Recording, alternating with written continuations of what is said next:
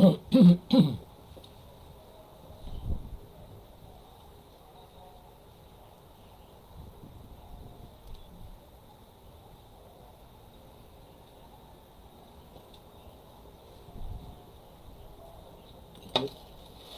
you.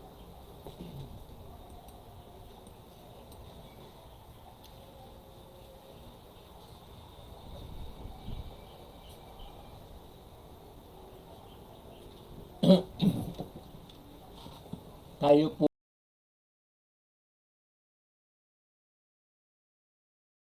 po ay manalangin. Ama naming dakila, Ama naming pinagkakautangan ng lahat sa aming buhay. Ama naming hindi kami iniiwan. Ama na pinagkakatiwalaan namin sa aming buhay. Salamat po Diyos dahil muli ay binigyan mo kami ng kagalakan, kasiyahan na mag-aral ng iyong salita. Patuloy mo kami patnubayan hanggang ito ay matapos ang pag-aral. Maging ang mga nakikinig, Panginoon, ipuin mo po sila at ang kanilang damdamin, Panginoon, ang kanilang diwa, ang kanilang kalooban ay sumasayon sa kanilang mga naririnig na pag-aaral ngayon. Salamat. Aming ipagkakatiwala ang lahat ng nalalabi na gagawin namin sa iyong matamis na pangalan, pangalan ng aming Diyos na si Jesucristo. Magandang umaga po sa inyo lahat mga kapatid. Alam ko, may nag-react ba?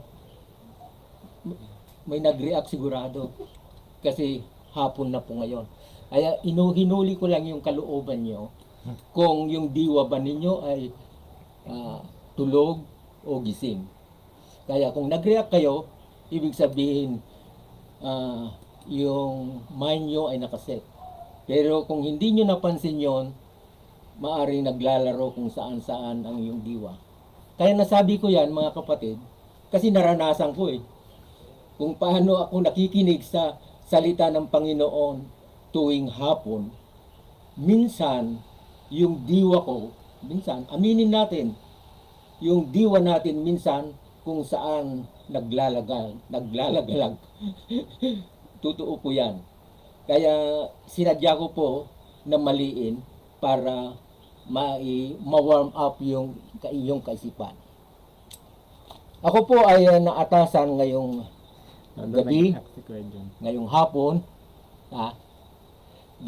sa ating pag-aaralan ang Proverbs chapter 26. Magbibigay ako po, mga kapatid, ng mga insight muna dito bago tayo himay-himayin isa-isa.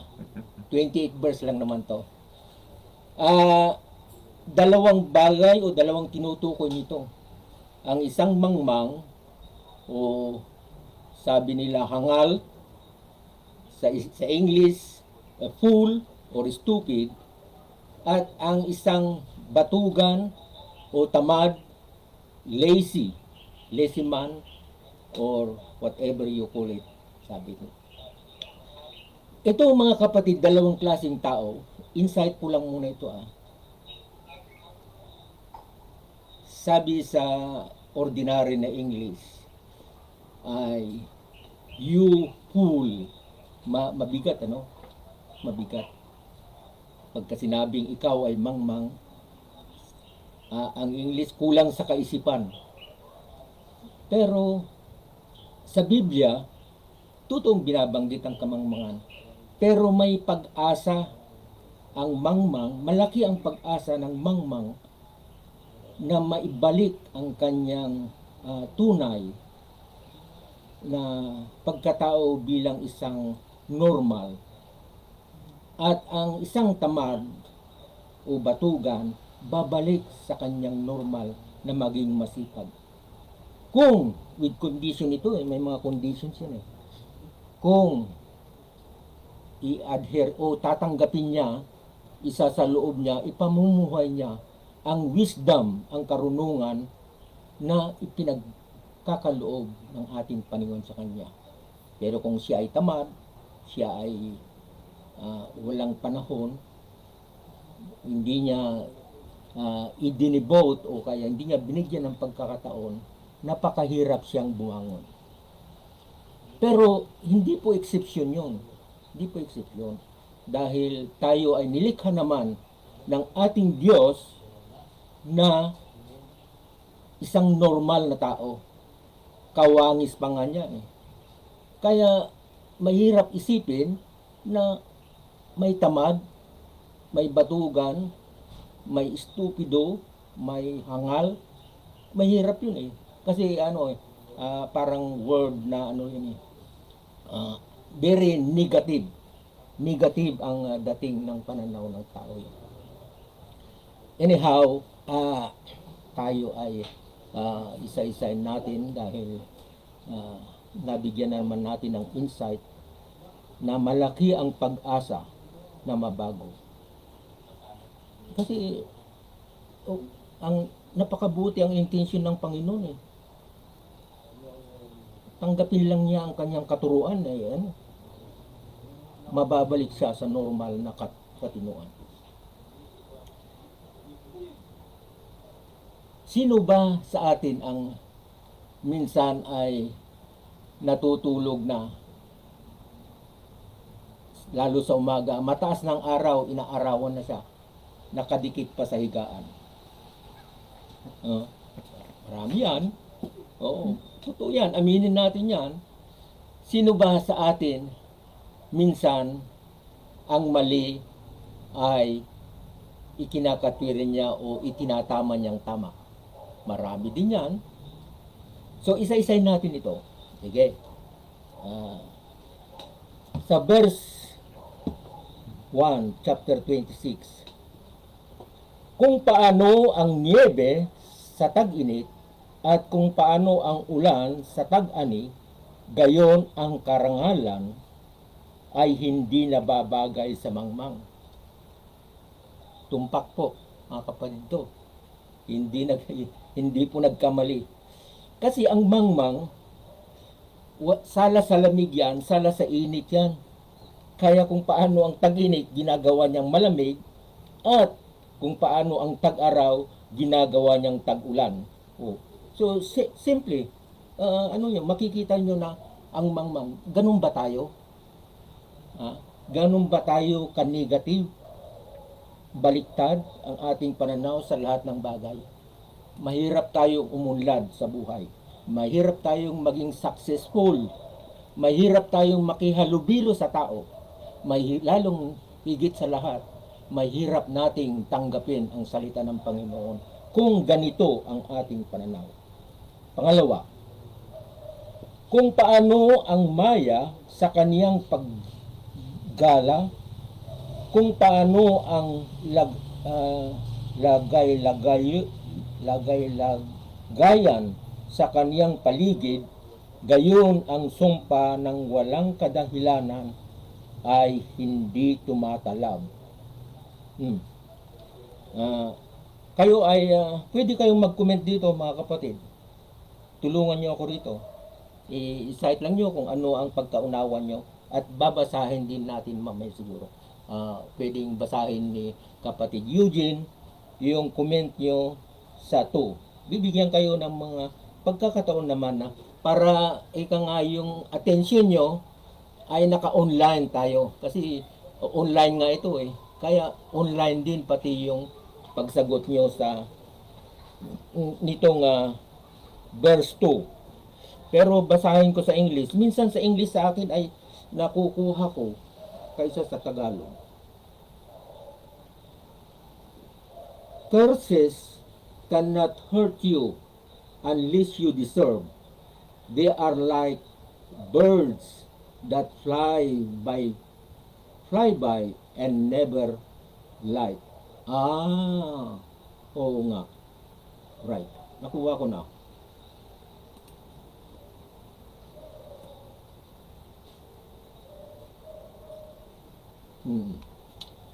Tama nga naman. Yung sabi, ano ba yung sa Tagalog na curses cannot hurt you unless you deserve them. Yung at tawag ng curses ay yung galit mo sa tao na siya ay maging ganito sana, yung dahil sa sobrang galit mo minsan sa tao gusto mong ganito sana, yun ang curse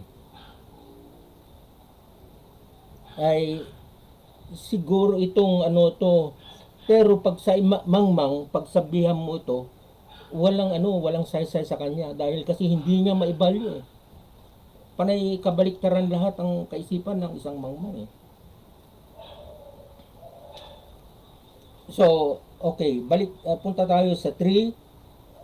Ang paghagupit ay sa kabayo, ang paningkaw ay sa asno, at ang pamalo ay sa likod ng mga mangmang. Mabigat ito. Para bang para bang sinabi niya rito mabuti pa yung mga kabayo dahil bumibili sila pag napapalo rin sila. Maging ang asno, yung bridle, ito yung bridle kung tawagin nila, yung ang Tagalog niyan paningkaw. Pero yung hinihila mo yung asno na doon sa nguso niya na kung saan gusto mong ibaling, kaliwa, kanan, hihilain mo lang yun yung bridle niya yun. At ang pamalo ay sa likod ng mangmang. So, ito ay kinakailangang pwersahin mo. Pwersahin mo para magising. Minsan, ang mangmang kasi hindi niya na binibigyan ng kahalagahan hanggat hindi mo bibigyan ng lesson. So, itong pamalo rito ay lesson ito para sa kanya, para matauhan siya. Which in fact, dapat ang lesson ay yung pagmamahal. Huwag mong saktan ng todo naman. Dahil sa galit mo, pananakit na yon. Yung bang pagmamahal na palong itutuwid mo siya. Yun ang gamitin mo. Kaya kung paano ang kabayo, paano ang paningkaw sa asno na itinutuwid mo, ganun din ang isang mangmang. Dahil ang mangmang may tutuwid pa yan ang Panginoon pinangako niya na may pag-asa pa yan. So, sa 4, huwag mong sagutin ang mangmang na ayon sa kanyang kamangmangan, baka ikaw man ay maging gaya rin niya. Sa 5, sagutin mo ang mangmang ayon sa kanyang kamangmangan, baka siya ay maging pantas sa ganang kaniya.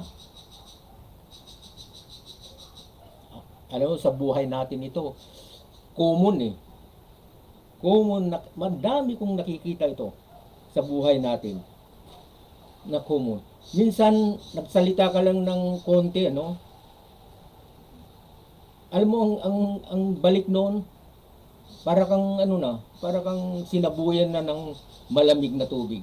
Mas matindi pa kung ano yung binitawan mo, lalo pang matindi ang babalik na isusumbat sa iyo.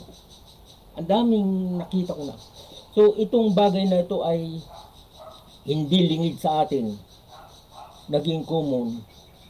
Pero, binabawal ito ng Panginoon. Na sumagot ka ng maalumanay. Sabi niya sumagot ka ng oo o hindi. Kasi pag dinagdagan mo yung oo o hindi, iba na ang resulta noon maliwanag yung guidelines ng ating Panginoon. Oo o hindi. Ganun ba kahirap yung bakit marami pang mga burluloy o may mga sabit-sabit pa, may yung mga words na hindi naman dapat sinasabi pa natin. Kaya alisin po natin mga kapatid yun.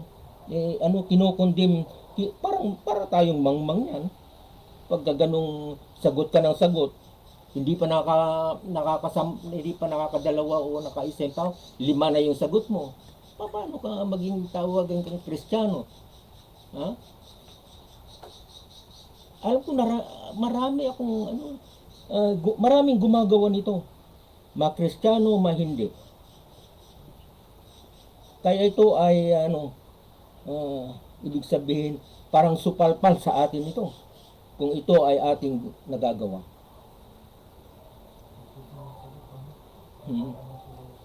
Maraming kaya ang isang Kristiyano, mga kapatid, makita sa kanya yung kababaang loob, malumanay na pagsagot, maging smiley. Yeah, smiley. Maski galit na galit ka, smiley ka pa rin eh. Dahil yan ang isang katangian ng isang Kristiyano upang maging kaaya-aya sa kanyang mga paligid at sa kanyang kapwa.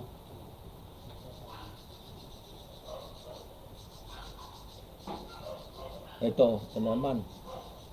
Pasensya na kayo kung ang aking paglalarawan o pagsasalaysay medyo madiin, Pero minsan kinakailangan kasi diinan mo para magising yung diwa mo. Dahil kung hindi mo i-inculcate o idikit sa kanyang isip, parang narinig niya sa kabila, labas sa kabila. Pero kung mayroong points na maiwan, maski konti lang, manatili sa kanyang kaisipan. 6, sabi niya rito, siyang nagsusugo ng pasugo sa pamamagitan ng kamay ng mangmang naghihiwalay ng kanyang mga paa at umiinom ng kasiraan. Basahin ko nga sa English. 6.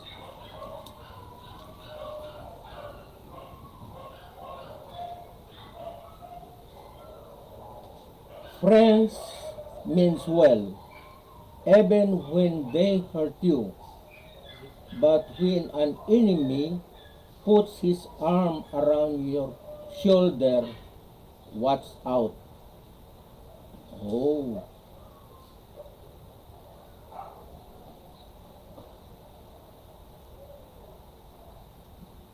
Oo. Kasi minsan may mga kaibigan talaga, mga kakilala na nakakasikip sila ng damdamin. Oo. Totoo yan. Wala naman silang intensyon maari na saktan ka, lalo sa mga magkakapatid. Pero minsan may mga tao kasi na pag dumating sa kanya yung words, nagbabago. Minsan may mga positive attitude o kaya negative attitude. Pero generally, ang Christians should be positive always yan. Kung positive ka always, even na nakakasakit na, lalo sa mga kapatid mo, pa rin yan meron ka pa rin tolerance, meron ka pa rin allowance, meron ka pa rin inilaan na distansya para hindi mabigat sa iyo within the tolerance pa rin. Oo. Ibig sabihin, hindi pa naman nakakross sa borderline, Kaya, imbis na lalong sasama, lalong mapapabuti ang result. Ganun po yun, ang pagkaunawa ko rito. At sabi niya rito sa part na ito, yung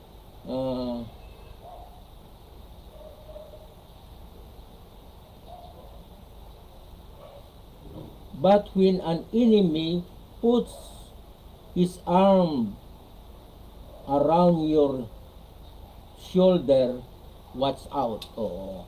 May mga kakilala, may mga kaibigan, may mga kasama mo sa pananampalataya, Pag minsan inakbayan ka, sabi niya, at nilingkis ka, iba na. iba na naman yon. Kaya akala mo na maganda yon, pero yung pala nililinkis ka na, ah, ibig sabihin lumampas na siya sa borderline, which is in fact pagka lumampas na doon sa inaakala mong borderline, i-cuts mo yung attention niya, kapatid. Nakakasakit ka ng damdamin, o kaya man kapatid, hindi naman tayo, kausapin mo ng malumanay pa rin and friendly, na kinakailangan let him realize na may pagkukulang siya. Hindi kayong susunggab agad na bla bla bla bla bla, hindi ganoon. Bigyan mo siya ng sighting na ano. So that means na nagkakaroon kayo ng napakagandang harmony ng inyong pag-uusap. No. Pero kung nangibabaw na yung mataas ang boses, wala na. Iba na ang patutunguhan noon. So, sana magtanda tayo sa verse na ito. Maging palatandaan sana natin ang mga ito, dahil wala kang maitatapon dito, kundi lahat ay para sa iyo, para sa atin. 7. Ang mga hita na pilay ay nabibitin, gayon ang talinhaga sa bibig ng mga mangmang.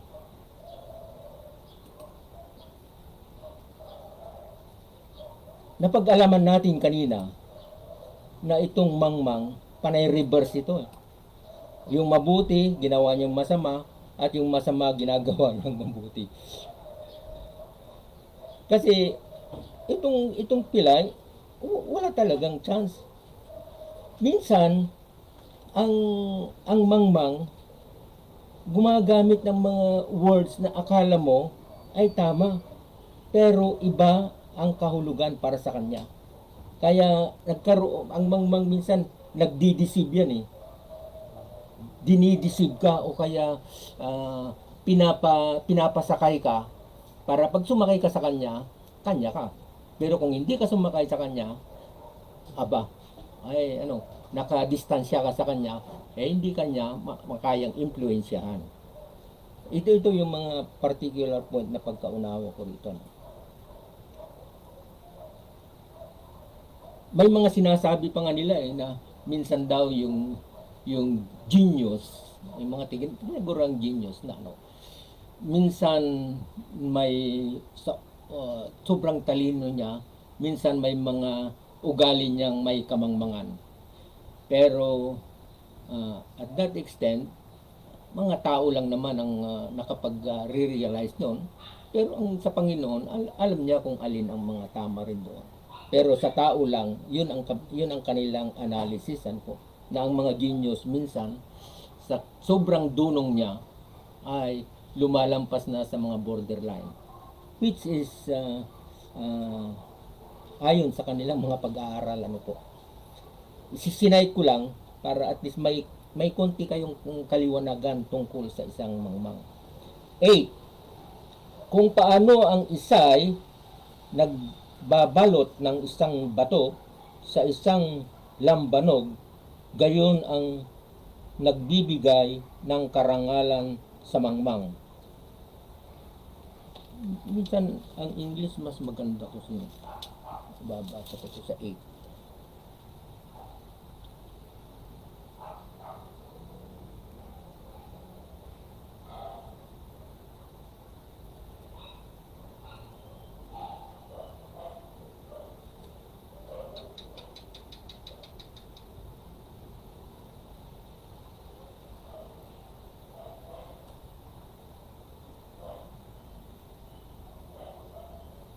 Parang magkaiba itong Sa 26 naman dito,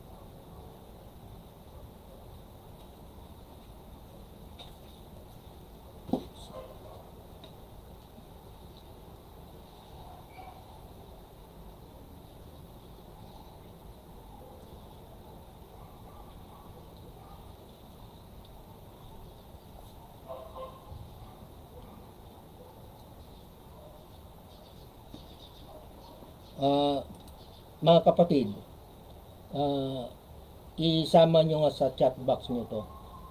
Yung kuro-kuro nyo rito o kaya yung pangunawa nyo sa verse 8. Okay? Mamaya. 9. Kung paano ang tinik na tumutusok sa kamay ng lango, gayon din ang talinhaga sa bibig ng mangmang, sa mga mangmang. Tama po ito. Tama itong sinabi ng kasulatan nito. Minsan, ang mangmang talagang may mga alam din niya, karunungan din niya, may mga talinhaga din yan na taliwas sa tamang talinhaga. Kaya inalimbawa niya ito Minsan ang isang lasing, humawak siya sa isang sanga o isang bagay na may tinik dahil lasing siya, wala sa tamang bisyo. Inalimbawa rin niya na ang isang mangmang ay ganun din, na nagsasalita siya ng talinghaga pero hindi niya alam yung sinasabi niyang talinghaga.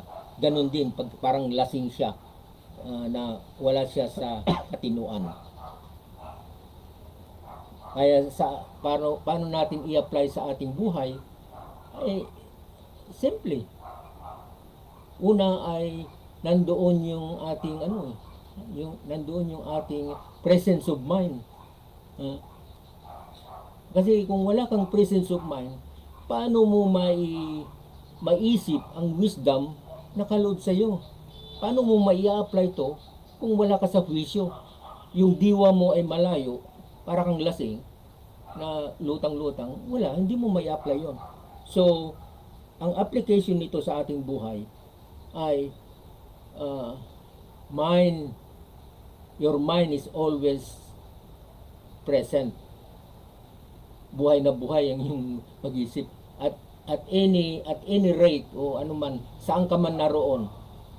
Kasi ang mga pagka-presence of mind ka kasi, alerto ka sa mga lahat ng bagay na ini-expect mong dumarating. Nagkakaroon ka siya ng mga preventive action. So, napakaganda ang taong presence of mind palagi. Hindi yung mga tao, may mga tutulog-tulog yan, mga taong wala sa katinuan, may mga iniisip, napakalaming problema, hindi mo mabuhat ang kanyang mga kabigatang pinagdadaanan niya, lalo sa mga pagkakasakit. Minsan nawawala yung sisyo. Pero sabi ng salita ng Panginoon, always be at present. Ibig sabihin, ready ka na whatever comes, it is the will of the Lord. Oo, yun ang itatak natin sa isip. Kung ano man ang dumating sa ating buhay, Lord, it is your will. So, maging panatag ka na. Dahil kasi pinagkaloob mo siya Marami kasing taong adelantado Ano yung adelantado? Yung bang iniisip na nila yung malayo pang mangyari, inuunahan na nila kung ano ang mangyari. Yung mga taong ganun, adelantado, mahirap ding makakita ng ng success sa buhay. Kasi masyadong advanced na wala sa tamang oras. Okay, punta na tayo sa 10. So much for that. Kung paano ang mamamana sumusugat sa lahat, gayon ang umupa sa mangmang at umupa sa pag-ayungan. Ano to? Sa English kaya. Mali ang binabasa ko na yata. Sorry. Nawala sa nawala ako sa sa linya. Nawala ako sa linya, mga kapatid. Napindot siguro yung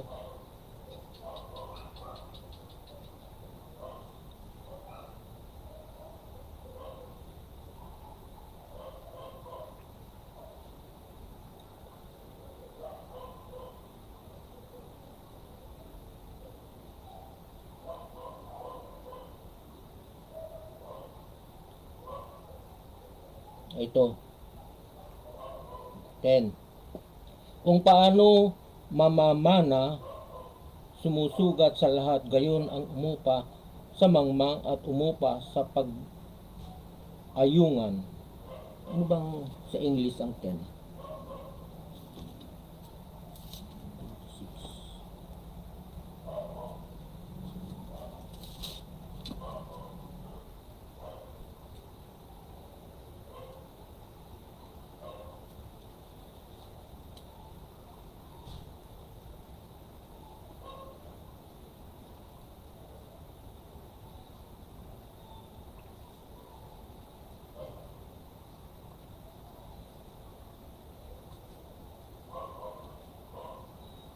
Aha, 10.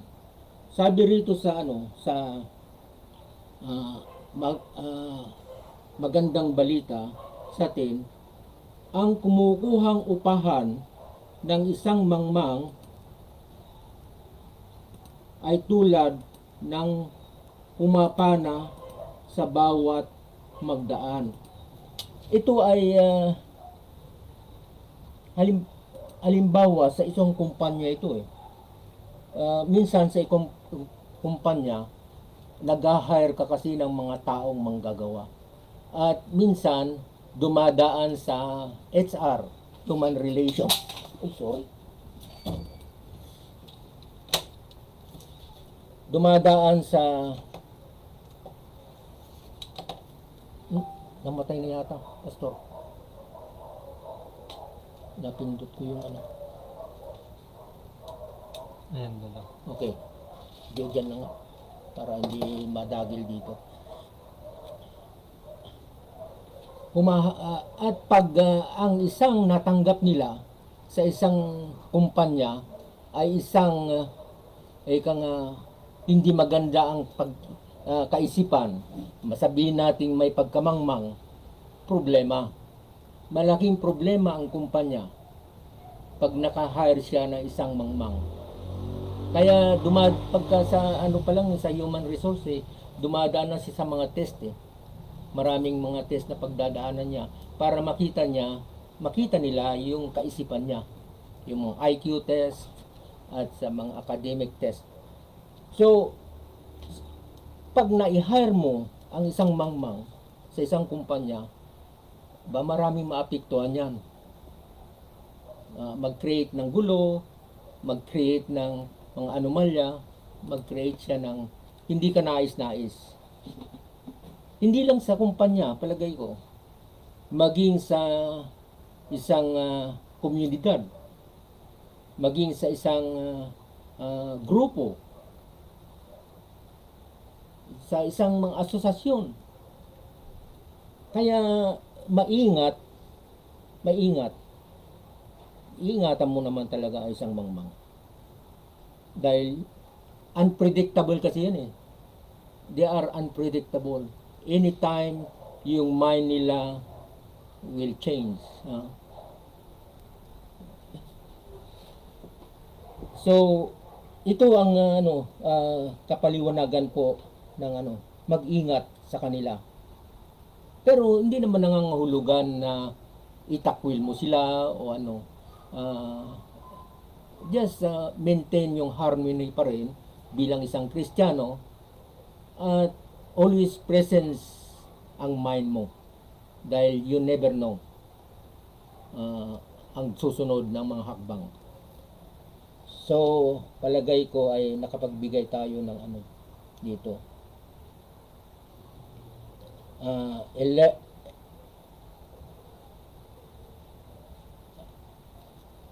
na. Kung paano ang aso na bumabalik sa kaniyang suka, gayon ang mangmang na umuulit ng kaniyang kamangmangan. Tumpak po. Napakaganda ito Nakakala mo yung aso, binalikan niya yung kanyang suka. Pero kung minsan analyze mo parang walang kakwenta-kwenta Pero napaka gandang aral ito sa ating buhay. Minsan tayong mga anak ng Diyos, mga Kristiyano, hindi Kristiyano, mga anuman, whatever you call it, ay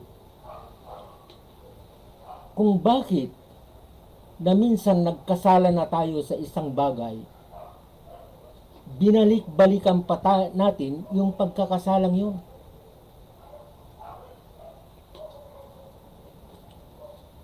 Minsan natukso na tayo, binalik-balikan pa rin natin yung tuksong yun. Minsan nang umit tayo, balik-balikan pa rin natin yung tuksong yun. Tayo ba ay mangmang? Sinabi ito, mangmang eh. Gaya ng aso, binalik-balikan niya yung suka, which is, ang suka ay dapat itapon na yun eh. Hindi mo na dapat balikan yun dahil nothing, garbage.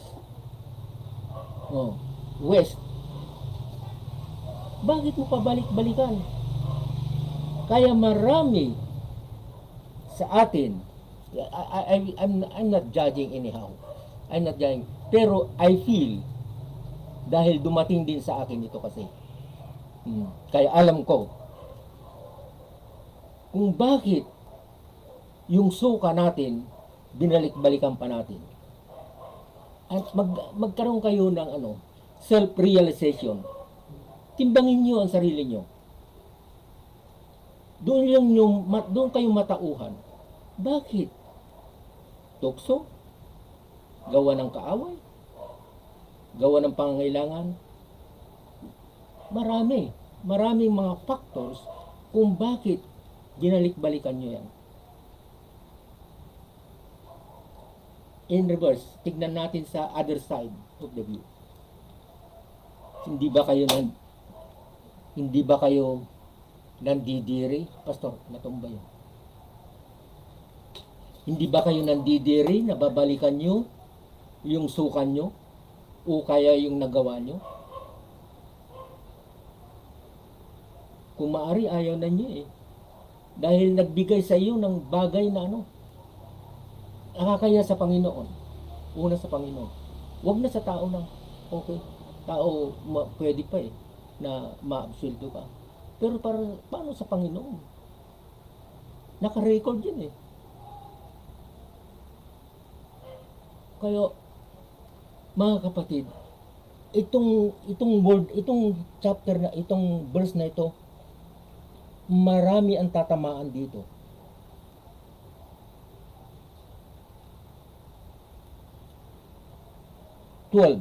Tana tayo sa 12. Nakikita mo ba ang taong pantas sa ganang kaniyang sarili, may higit na pag-asa sa mangmang kaysa kaniya? Ano ba sa English?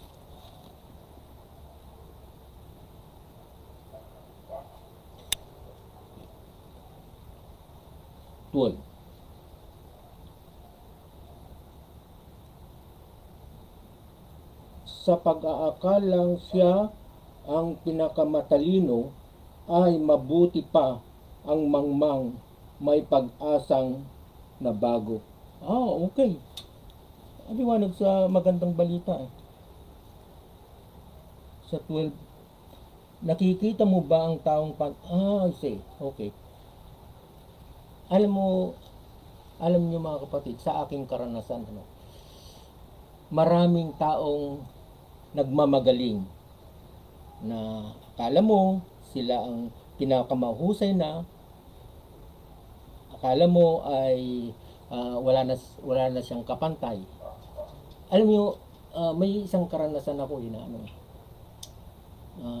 nagtrabaho ko sa isang kumpanya na may kagandahan naman. Mayroon kaming mga staff meeting. Nandoon ang presider, nandoon ang mga department heads sa kanila. Nung nagsalita na yung presider, mga kapatid, wala naman siyang tinatanong, wala naman siyang may isa sa departamento na nagsalita na. Ibig sabihin, sumampita o sa Ilocano yung bang ang Tagalog ay yung bang nagsalita na biglaan na lang na ay tungkol doon sa sinasabi ng nag-preside na head ng meeting namin. So alam niyo sinabi nung head, tinawag ba kita magsalita? May tinanong ba ako sa iyo? Okay, stand up and get out of this room. Pinaalis niya sa loob ng namangha kami, nagulat kami. Minsan umalis yung tao, at minsan sa ating buhay masyado tayong yung adelantado, parang akala mo ay hindi pa nakatatawag yung pansin, sumasabad na. Yung bang taong mahilig sumabad sa usapan, kagaya halimbawa dito tayo, bigla na lang ang gulo-gulo tapos biglang lumitaw, nakaka-distract yun, nakakawalang yung sense of sense of decency. Yung bang walang ka-decent-decency yun. Kasi marunong siya, akala mo na alam niya lahat ng bagay eh. May mga taong ganong mahilig pumapil. Para kang isang mangmang yun eh. Yun ang niyan, yun ang version dyan eh.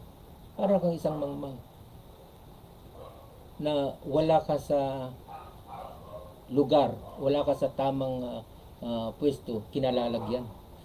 Oo, marunong ka. Hindi question doon, no doubt. Dahil alam mo, pero wag naman sana tayong ganun. Kung alam natin, just stay calm, just observe, just make your mind present. Ganun lang naman.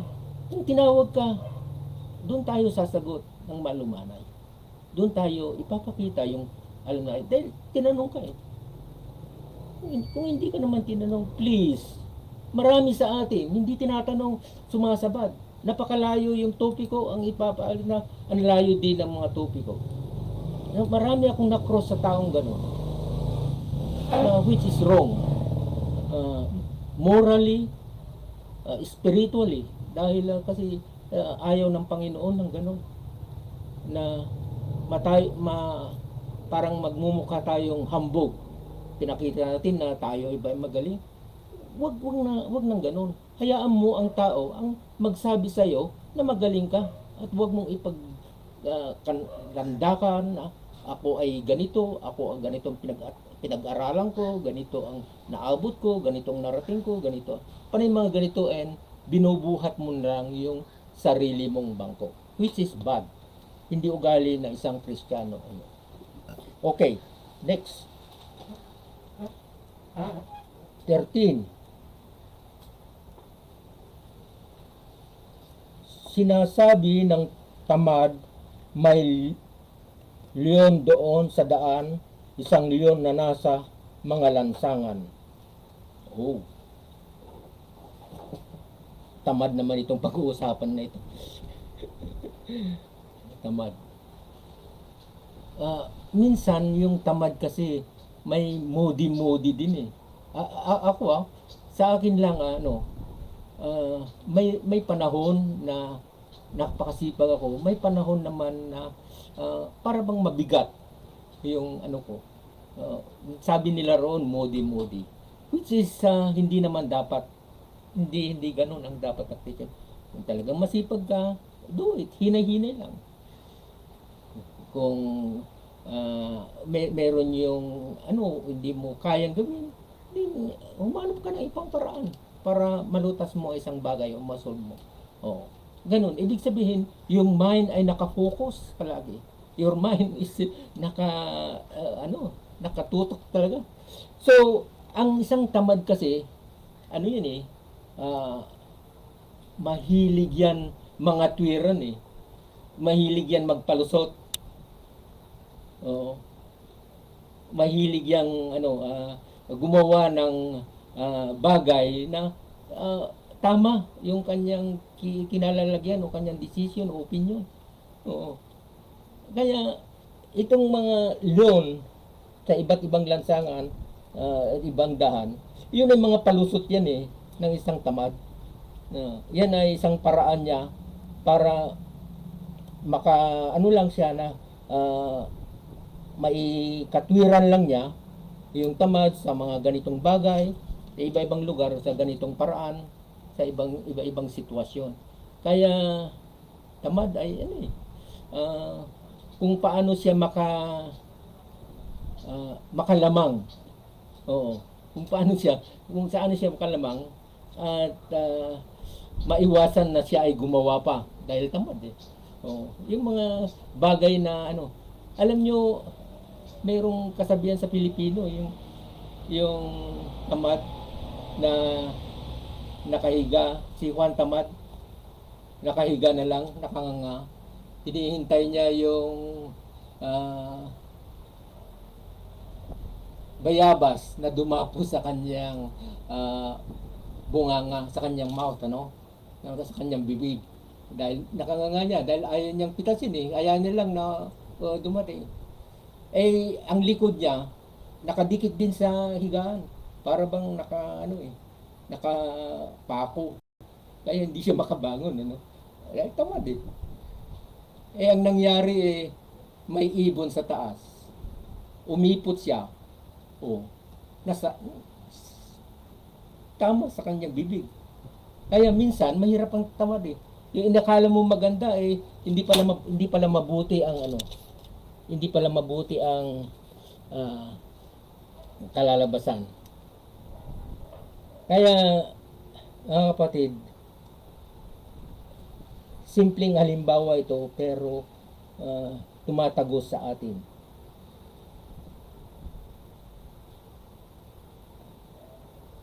Kung paano ang pintuan ay pumipihit sa kaniyang bisagra, gayon ang tamad sa kanyang higaan. No, tama. Wala kang palusot. Wala kang pupuntahan nitong pag gumawa yan ng pintuan. Saktong-sakto yan na pag sinarado mo yan. Plak. Yung bang parang humihigop may magnet hinihigop yung yung saraduhan naglalak nagganda yung pagkasalpak eh. Yun magagaling makarpentero. Pero itong si Tamad, salpak na salpak yung kanyang likod sa higaan. Nakadikit eh. Hindi niya maibangon. Kaya yun na sabi niya eh. Para bang namagnet yung kanyang higaan doon sa kanyang likod. Ayaw niyang bumangon maski napakataas na yung araw, maski maingay diyan, maski ano bang gulo ang ano niya. Wala. Eh, aywan ko kung baka sunog eh, hindi, baka may sunog na ayaw pang bumangon. Eh, delikado siya. So, palagay ko ay ano, maliwanag po ang kapagkapaliwanag nito. 15. May oras ba tayo pa? 15. Idinadampot ng tamad ang kanyang kamay sa pinggan. Napapagod siyang dalhin uli sa kaniyang bibig. Parang ito yung inalimbawa natin kay Juan Tamad ito. Katamaran lahat. At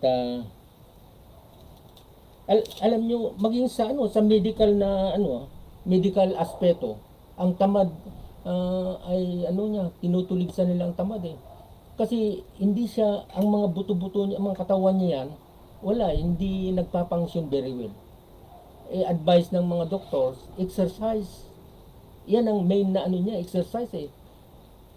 Pero ang tamad eh, wala kang pakahirap asahan, po. Pakahirap asahan. So, 16, ang tamad ay lalong pantas sa ganang kanyang sarili kaysa 7 tao na makapagbibigay katwiran.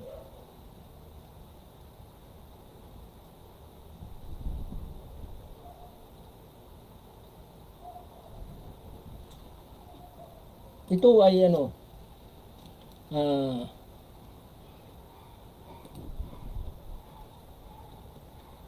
masyadong mataas din ang ang tingin niya ang isang tamad sa kanyang sarili. Dahil parang hinalimbawan niya rito na ah, kapantay niya ang 7 tao na makapagbibigay ng katwiran.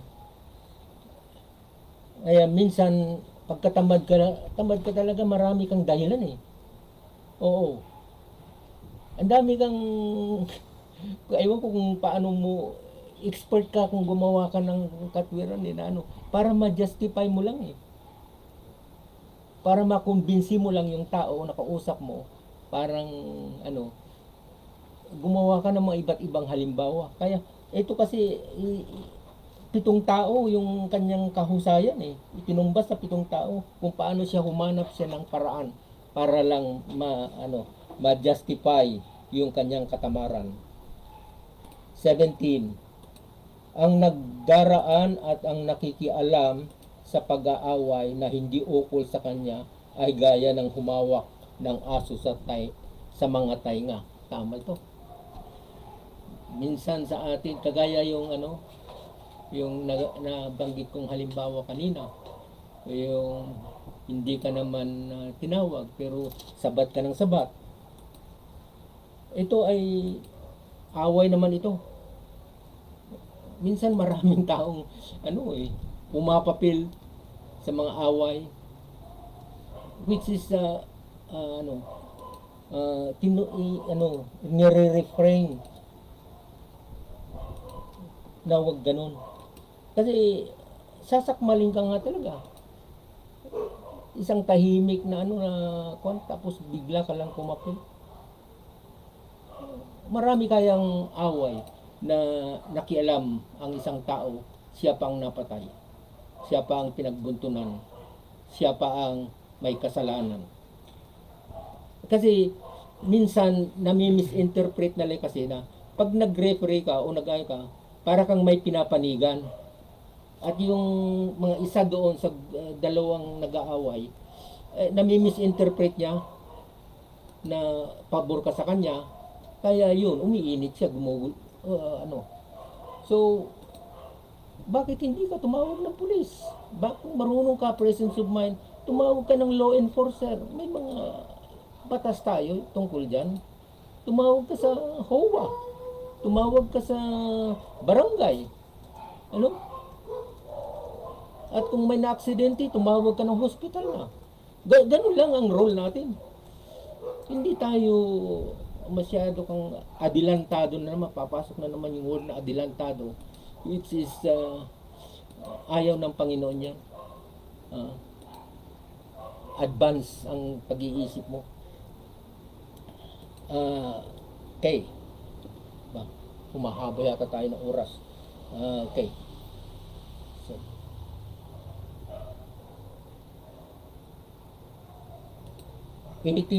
kung paano ang taong ulol na naghahagis ng mga dupong na apoy na pana at kamatayan.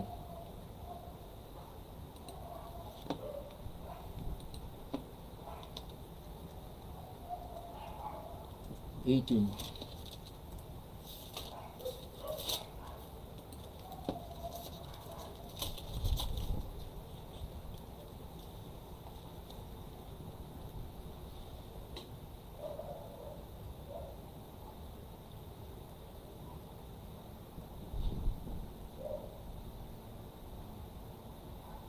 Ang taong nandadaya saka sasabihin nagbibiro lang ay tulad ng baliw na naglalaro sa sandatahang nakakamatay. Tama po ito. 18. Oo. Tama po ito. Kasi minsan may mga ugali tayong palusot papalusot na naman. Minsan nagkakaroon ka ng mga usapan na nakakasakit ng damdamin, tayo na lang sa common na buhay natin, life natin. Mamaya nakasakit ka ng damdamin, sasabihin mo, joke lang, biro lang. Hindi, wala naman dyan, hindi ko ganyan. Mga joke ko lang yun. Huwag mong sabi, yun. Yun ang nakakasama. Kung kailan nakapagbitaw ka na ng salita, saka sasabihin mong joke-joke lang, alisin natin yung ugali natin ganon. Palagay ko. Hindi, sinabi sa banal na aklat eh. Kung ang usapan ay matino, huwag ganong joke-joke. Wala naman kayo sa lugar na nagjo-joking kayo. Nagsiseryosohan kayo pagkatapos nagsalita ka ng words na nakasakit, tapos sasabihin mo joke-joke lang. Ano ka? Saktan mo tapos mamaya ay haplo-haplusin mo? Hindi ganoon. Kung nasa tama kayong mga, lalo na sa Kristiyano, mag-usap kayo ng maganda, malinaw. Wala yung, kung serious ang usapan, maliban lang kung naglalaroan kayo, nagkakaladyaan, normal yan, may joke talaga yan. Pero kung matino ang usapan, huwag niyo isali ang mga joke. Hindi po ba? Sang-ayon ba kayo? 19. Gayon ang tao na nagdadaya sa kanyang kapwa at nagsasabi, hindi ko ba ginagawa sa paglilibang? Maganda rin tong magandang balita eh. Medyo mababaw ang kanyang paliwanag.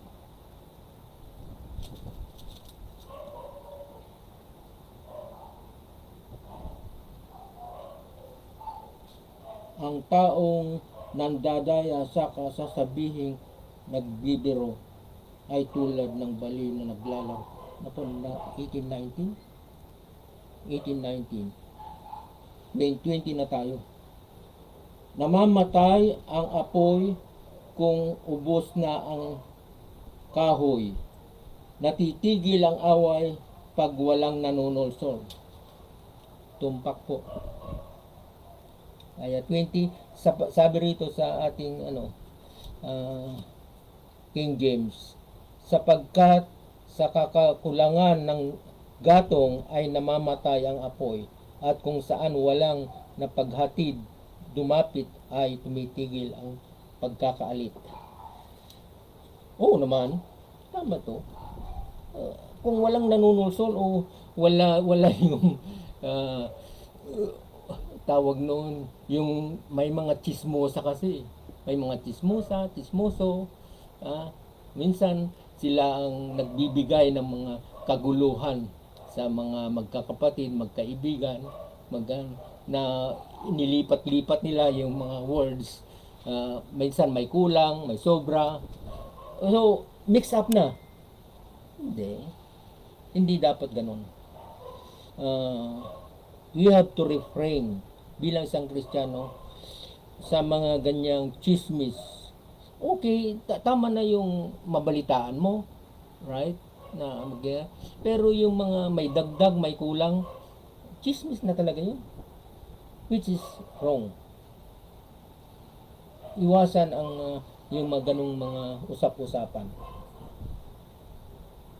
At natural, kung wala ng panggatong at wala ng apoy, tatahimik na yan. So, maging mapayapa na yan. 21.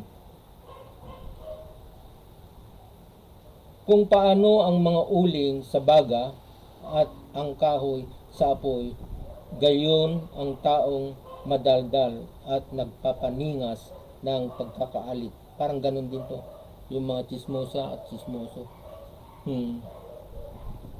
Minsan kasi, di ba, na sa James, na nalaman natin doon, yung dila ay parang apoy.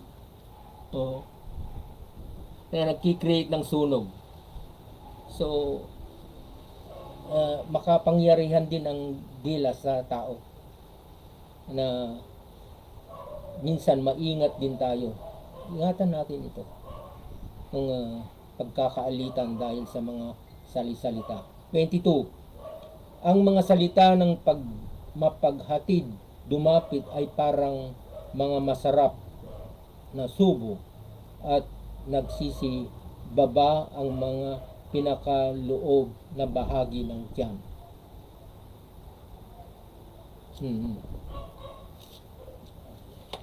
Sa 22,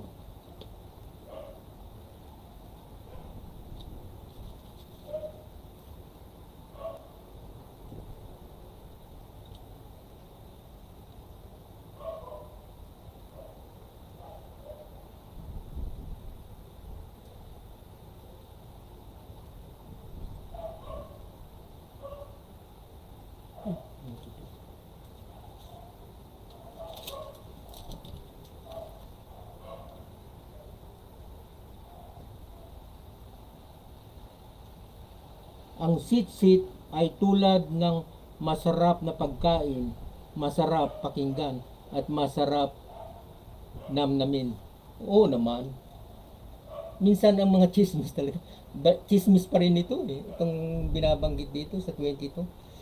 Mga salitaan na kung saan nagagawi, saan napupunta, sino ang mga pinag-uusapan, mga pangyayari, mga bagay na ika nga ay walang, sabihin natin, walang bagay sa ating pagka-Kristiyano. Minsan may mga sense, pero ano kasi, para bang may magnet din yan eh, na kung saan yung may topic, doon naman tayo meticuloso tayo. Meticuloso tayo na hukayin natin yung mga kaloob-looban ba ng mga subject. Minsan may ganong ugali tayo na hindi pa tayo makontento, tatanungin pa natin sa iba, lilipat dito. Kaya doon gumugulo ang mga pangyayari sa salit-salit na paglipat-lipat ng mga salita. 23. Mga mapusok na labi at masamang puso ay parang sisidlan lupa na nababalot ng dumi at pilak. 23.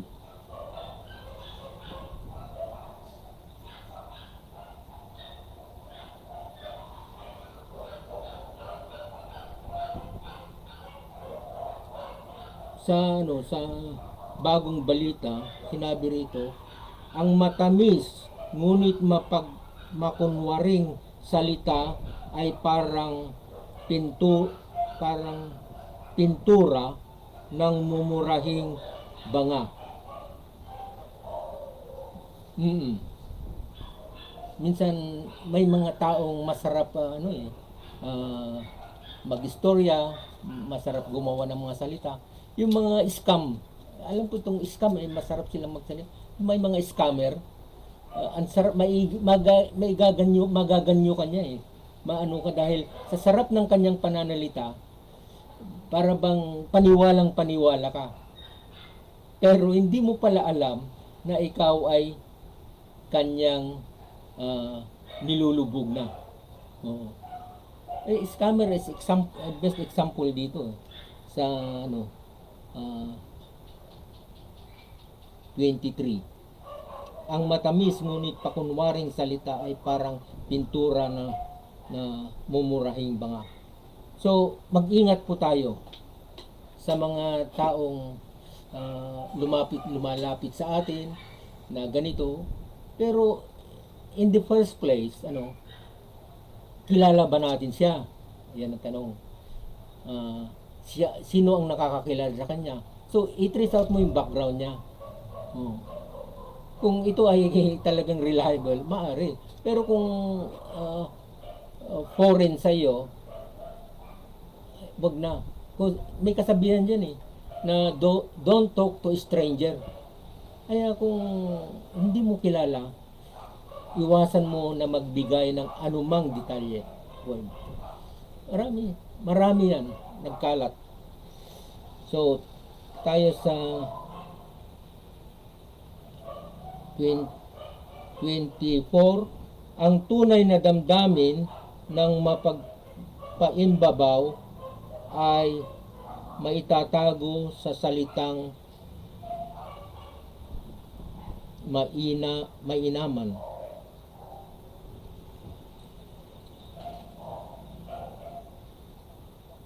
Mapagkunwari din ito.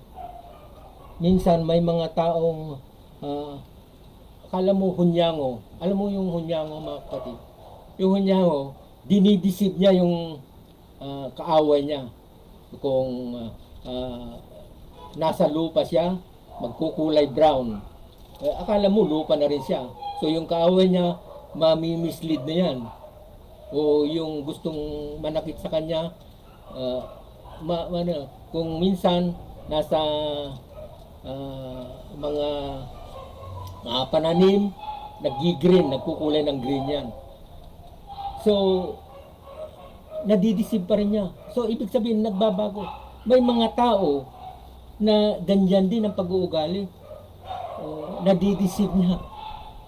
Well, makapagtago, kung minsan may mga balak siyang gagawin, minsan gagawa siya ng mga paraan, na siya ay hindi siya maditik yung tunay niyang pagkatao. Magpapalit siya ng mga iba-ibang kaparaanan, kadahilanan, para hindi lang siya mabuking. 24.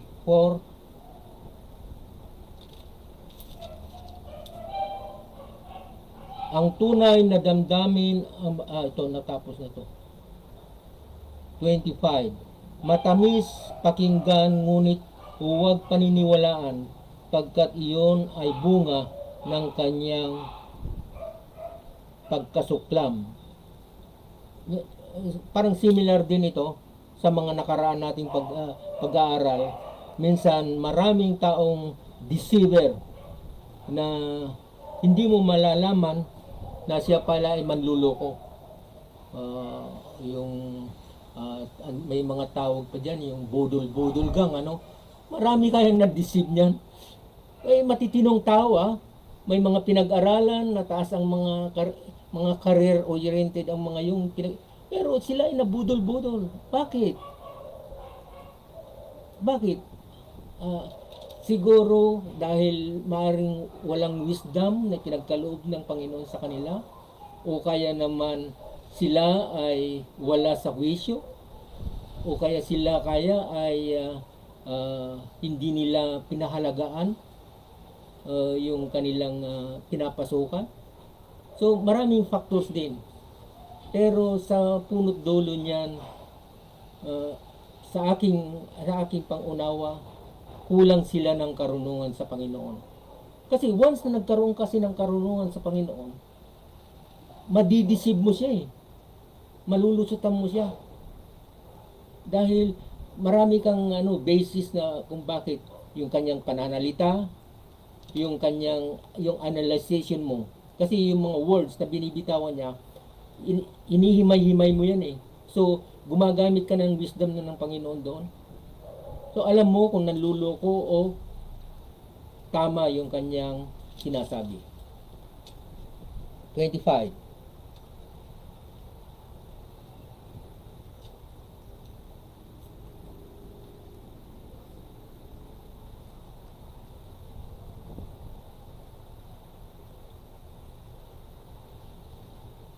At 26 na pala. 26.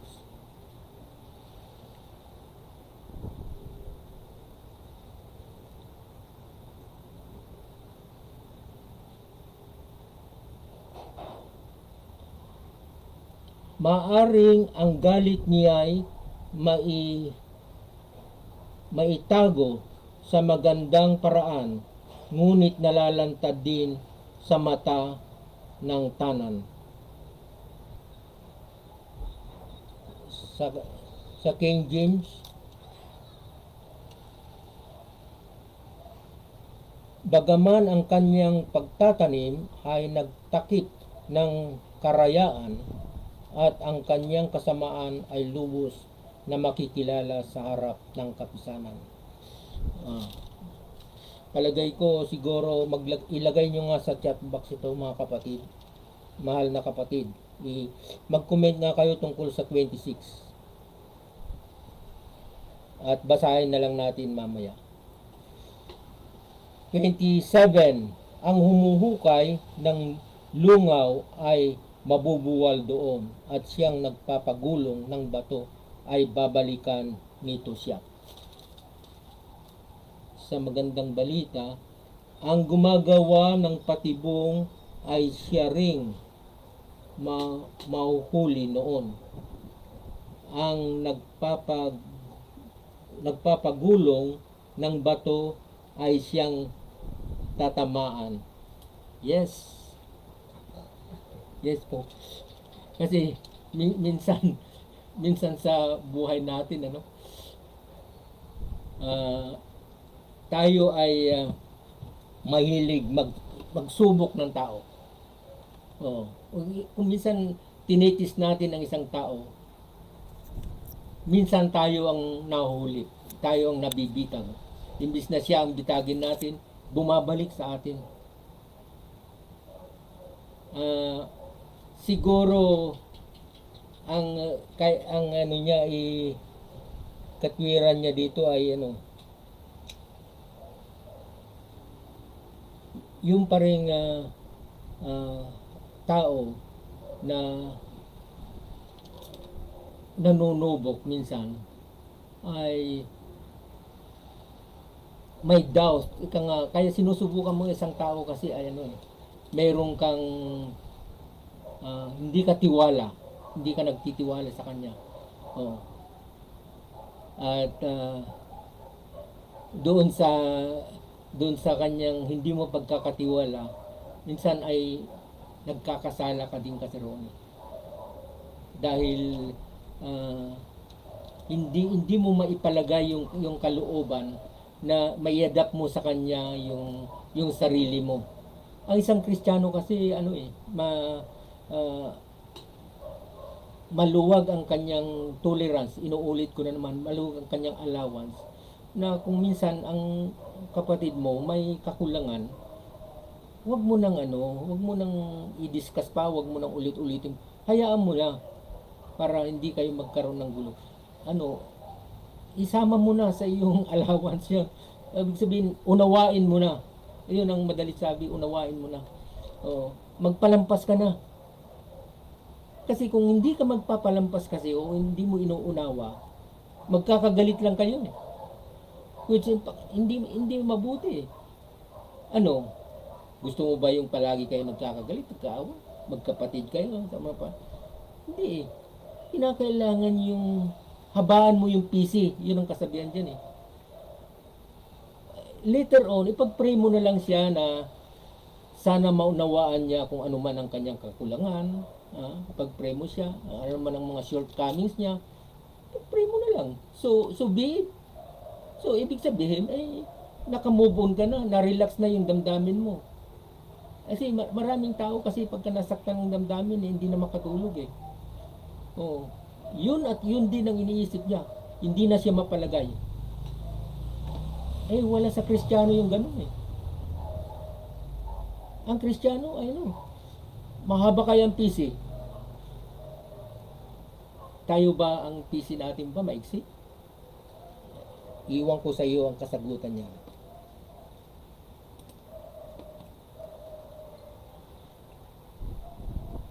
(28) Ito po yung last verse natin.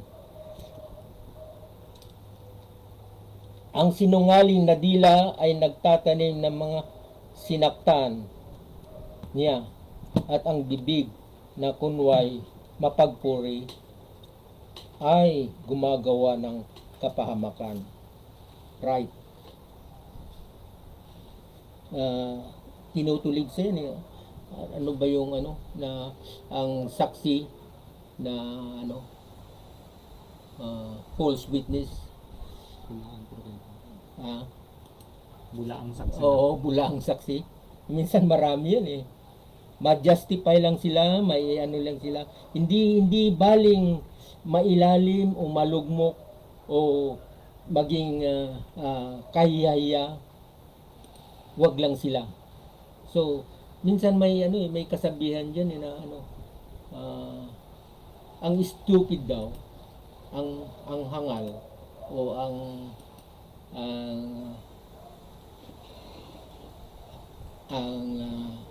ang foolish, sabi niya.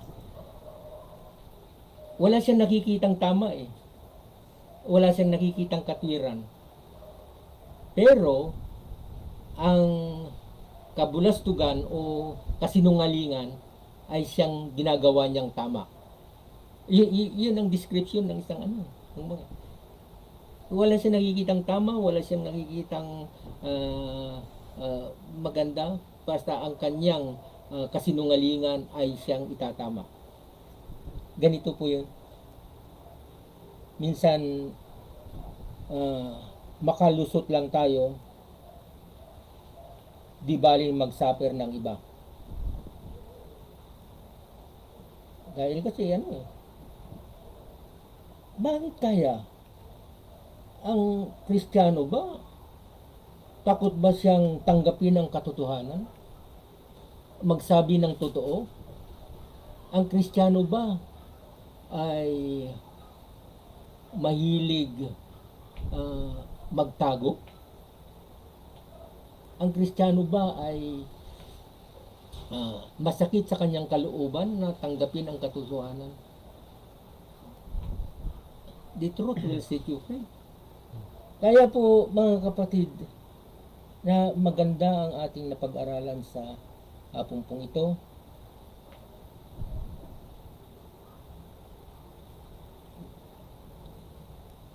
May mga tao pa rito, sabi niya sa part na nagkukunwaring maganda siya, mapagpuri siya, pero kapahamakan ang kalalabasan niya. Yan yung mga double face o kaya Double kara. Double kara. double kara. Pag nakaharap siya, okay, ganda. Pag nakatilikod ka na, hindi ka niya kilala. Minsan sa mga politiko, mayroong mga ganyan na istorya. Harap-harap kayo, beso-beso. Pag nakatalikod kayo, ang interest ko pa rin ang mananaig. Sabi ng mga politician. So, marami ang mga taong ganyan na mapagkunwari. Doble kara. They seem to be very good. Well, in fact, they are the least person sa mundo. So, dito, basahin po natin basahin mo, Pastor Eugene, yung mga chat nila. Dalawa lang yung nag-chat doon. Dalawa lang chat. Sige, pakibasa na. Yung Mike. si ano po, Pastor Paul, tsaka si John. Ito po Lolo, sabi sa ni Pastor Paul sa Kawikaan chapter 26 verse 8, yung sa verse 8 Lolo. Yung ang isang papuri sa mangmang iniukol ay parang batong nakatali sa tirador. Ang explanation niya dito Lolo, yung ang papuri daw sa mangmang ay walang patutunguhan at masasayang lang, parang precious stone na binala lang sa tirador. Right. Tama po 'yun. Tama. Tapos sabi naman po ni Kuya John sa verse 26 naman Lolo.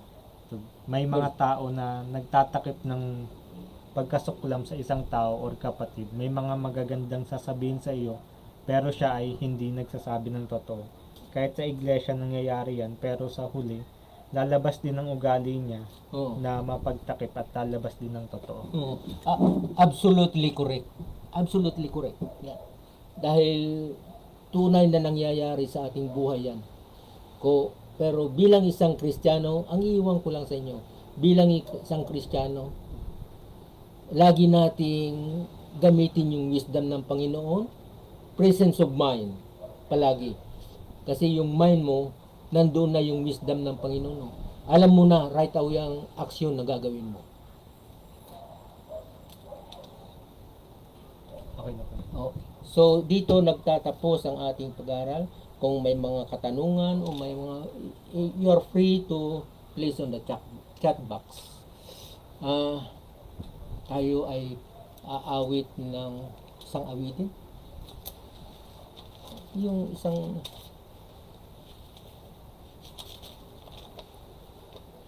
bago tayo mag-closing prayer, umawit ako ng isang kanta.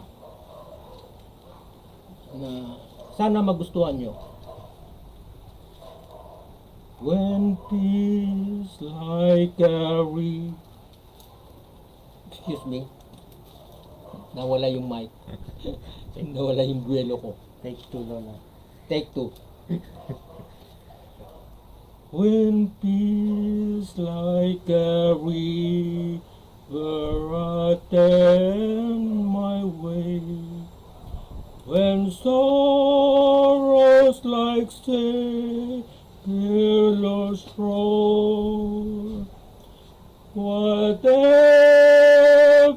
my lot thou hast taught me to say, it is well with my soul. It is well with my soul. It is well with my soul. My sin, oh, the bless of this glorious dawn. My sin not in part, but the whole is nailed to the cross, and I bear it no more. Praise the Lord, oh my soul. It is well with my soul. It is well with my soul. And Lord, has the day when the faith shall be sight, the clouds be rolled back as a scroll, the trump shall resound, and the Lord shall descend. Even so, it is well with my soul. It is well with my soul.